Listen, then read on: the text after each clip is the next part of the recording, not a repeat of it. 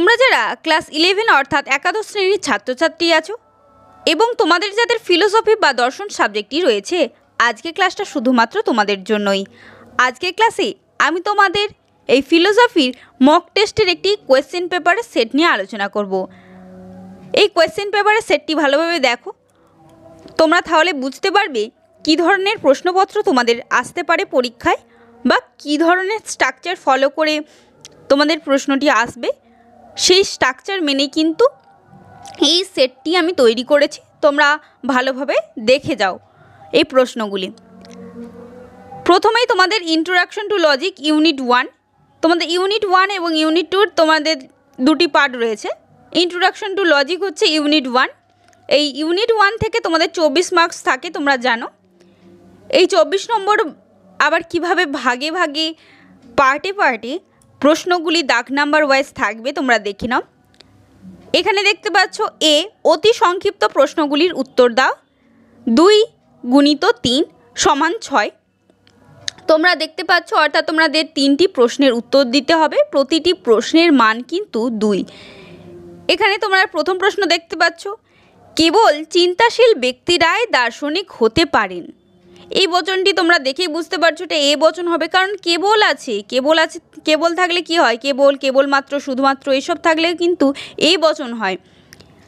আর এই বচন তাহলে কি হবে? সকল চিন্তাশীল ব্যক্তি হয় দার্শনিক।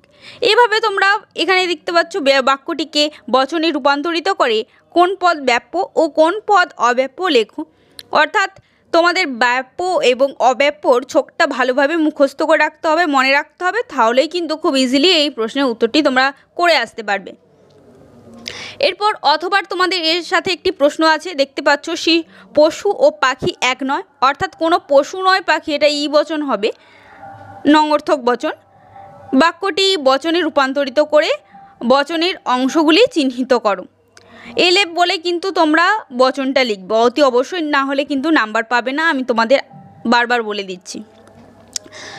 এরপর 2 নম্বর প্রশ্ন দেখতে পাচ্ছ, বিপরীত বিরোধিতা কাকে বলে? উদাহরণ দাও।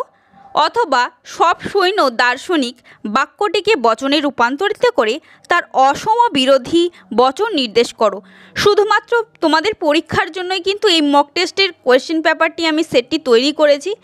একটু মাইকের শব্দ হচ্ছে, কানে আসলে তোমরা একটু অ্যাভয়েড করে চলো। তোমরা এই কোয়েশ্চেন পেপারের সেটটি অবশ্যই দেখে নিও। এই মক টেস্টের কোয়েশ্চেন পেপারের দিকে ফলো করো, মাইকের শব্দের দিকে ফোকাস করবে না, একটু প্রবলেম হতে পারে আওয়াজ আসছে বলে। 3 নম্বর প্রশ্ন দেখতে পাচ্ছ, সাধারণ বিরোধিতা ও অ্যারিস্টটলীয় বিরোধিতার মধ্যে পার্থক্য লেখো। এটা খুব গুরুত্বপূর্ণ প্রশ্ন। অথবাই আছে, সকল সুখী ব্যক্তি হয় সত্যবাদী, বচনটি সত্য হলে তার অনুরূপ বিপরীত বিরোধী বচনের সত্য মূল্য কী হবে? এরপর বিয়ের দাগে কি আছে? সংক্ষিপ্ত প্রশ্নগুলির উত্তর দাও। 3 × 4 = 12, অর্থাৎ তোমাদের এখানে কিন্তু 4টি প্রশ্নের উত্তর দিতে হবে, যার প্রশ্নের মান কিন্তু এখানে থাকবে 3, অর্থাৎ প্রতিটি প্রশ্নের উত্তর তুমি যথাযথভাবে যদি লিখতে পারো তুমি কিন্তু 3 নম্বর পাবে। অর্থাৎ 1 নম্বর প্রশ্ন এখানে কি রয়েছে দেখে নাও, অবরোহ যুক্তির বৈশিষ্ট্যগুলি লেখো। খুবই গুরুত্বপূর্ণ প্রশ্ন, এর সাথে অথবা প্রশ্ন দেখে নাও। অবরোহ ও আরোহ যুক্তি কাকে বলে? উদাহরণ দাও। দ্বিতীয় প্রশ্ন রয়েছে, পদ কাকে বলে? পদের ব্যাপ্যতা সংক্রান্ত নিয়মগুলি উল্লেখ করো। পদের ব্যাপ্যতা সংক্রান্ত নিয়ম খুবই গুরুত্বপূর্ণ প্রশ্ন। এরপর অথবার প্রশ্ন কি রয়েছে দেখে নাও। অথবার প্রশ্ন রয়েছে, একটি উদাহরণ দিয়ে নিরপেক্ষ বচনের অংশগুলি চিহ্নিত করো। এরপর 3 নম্বর প্রশ্ন রয়েছে, আবর্তন কাকে বলে? আবর্তনকে কেন অমাধ্যম অনুমান বলা হয়? এর সাথে অথবার একটি প্রশ্ন রয়েছে, নিম্নলিখিত বাক্যগুলিকে বচনে রূপান্তরিত করে বিবর্তনের আবর্তন করো। বিবর্তনের আবর্তন করতে হবে। তোমরা কিন্তু ভালোভাবে আগে হেডিং দেখবে, পরীক্ষার খাতাও কিন্তু যখন উত্তর লিখতে যাবে ভালোভাবে হেডিংয়ে কি বলছে সে প্রশ্নের ভালোভাবে হেডিংটা দেখে তোমরা কিন্তু সেই প্রশ্নের উত্তর করতে যাবে, নাহলে কিন্তু ভুল হবে। প্রথমে কিন্তু বিবর্তনের বিবর্তন থেকে কিন্তু তোমাদের আবর্তন করতে হবে, এলেপ করতে হবে, বিবর্তন করতে হবে, আবার বিবর্তন থেকে আবার আবর্তন লিখতে হবে। বিবর্তনে আবর্তন বলে লিখবে, দিয়ে যেটা হবে সেটা লিখবে। 1 কি আছে দেখতে পাচ্ছ, কাক কখনো সাদা হয় না, অর্থাৎ কোনো কাক নয় সাদা, ই বচন হবে। এরপর দ্বিতীয় দেখতে পাচ্ছ বেশিরভাগ লোক কুসংস্কারাচ্ছন্ন। এরপর দেখতে পাচ্ছ চারের দাগের আছে প্রাকল্পিক নিরপেক্ষ ন্যায়ের বৈধতার নিয়মগুলি উদাহরণ সহ লেখো। অথবা প্রশ্ন এখানে রয়েছে, দেখতে পাচ্ছ কি অথবা প্রশ্ন রয়েছে, বৈধতা বিচার করো, যদি কুয়াশা পড়ে তাহলে এখন শীতকাল, যদি কুয়াশা পড়ে তাহলে এখন শীতকাল, কুয়াশা পড়েনি অতএব এখন শীতকাল নয়। এখানে বৈধতা বিচার করতে হবে তোমাদের। এরপর সিয়ের দাগের কি রয়েছে তোমরা দেখে নাও, ব্যাখ্যামূলক প্রশ্নগুলির উত্তর দাও। 6 গুণিত 1 সমান 6 দেখতে পাচ্ছ, অর্থাৎ তোমাদের একটি মাত্র প্রশ্নের এখানে উত্তর দিতে হবে, তার জন্য তোমরা 6ই পাবে যদি তোমরা যথাযথ উত্তর লিখে আসতে পারো। এখানে প্রথম প্রশ্ন আমি রেখেছি বৈধতা বিচার করো। বিদ্যাসাগর একজন পণ্ডিত ছিলেন এবং তিনি দয়ালু ছিলেন, সুতরাং সব দয়ালু ব্যক্তি পণ্ডিত। এরপর এর সাথে অথবার প্রশ্ন রয়েছে, তোমাদের একটি টিকা লেখো। দেখতে পাচ্ছ টিকা রয়েছে অব্যাপ্য হেতুদোষ, এখানে হেতুদোষ আমি টিকাই লিখেছি। এরপর ইউনিট 2 দেখতে পাচ্ছ তোমাদের ইউনিট 2 ইন্ট্রোডাকশন টু এথিক্স, অর্থাৎ নীতিশাস্ত্রের যে সংজ্ঞা, এখান থেকে কিন্তু তোমাদের 16 নম্বর থাকে, পরীক্ষায় 16 নম্বর আসবে। এখানেও তোমাদের এর দাগের, বিয়ের দাগের এবং সিয়ের দাগের এভাবে কিন্তু পার্টে ভেঙে ভেঙে প্রশ্ন আসবে। এর দাগে দেখতে পাচ্ছ অতি সংক্ষিপ্ত প্রশ্নগুলির উত্তর দাও।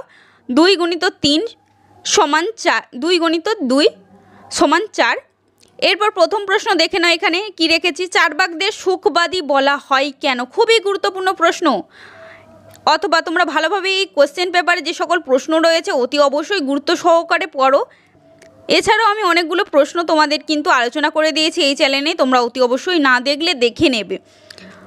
চার্বাক মতে মোক্ষ কেন পুরুষার্থ নয়? তোমরা এখান থেকে এই চ্যানেল থেকে কিন্তু অনেক হেল্প পাবে। তোমরা 12-এ উঠবে, তোমরা সেখানেও কিন্তু পরবর্তী সেমিস্টারগুলিতেও হেল্প পাবে। নৈতিক বিচারের কর্তা কে অথবা কর্তব্যবাদ বলতে কি বোঝো? খুবই গুরুত্বপূর্ণ প্রশ্ন। এরপর 2-এর দেখতে পাচ্ছ, বিয়ের দাগে রয়েছে সংক্ষিপ্ত প্রশ্নগুলির উত্তর দাও। যে কোনো দুটি, এখানে যে কোনো দুটি প্রশ্নের উত্তর দিতে বলা হয়েছে। 3 গুণিত 2 সমান 6, অর্থাৎ তোমরা এখানে কিন্তু 3 নম্বর পাবে যদি যথাযথভাবে উত্তর লিখে আসতে পারো পরীক্ষায়। তোমাদের ভালোভাবে গুছিয়ে তার জন্য লিখে আসতে হবে, ভালোভাবে পড়ো। এরপর 1-এর দাগে দেখতে পাচ্ছ এখানে যে প্রশ্ন রেখেছি, ভারতীয় নীতিবিদ্যায় কয় প্রকার পুরুষার্থ স্বীকৃত হয়েছে ও কি কি, সংক্ষেপে লেখো। এরপর 2 নম্বর রয়েছে ফলভোগের ভিত্তিতে কর্ম কত প্রকার ও কি কি।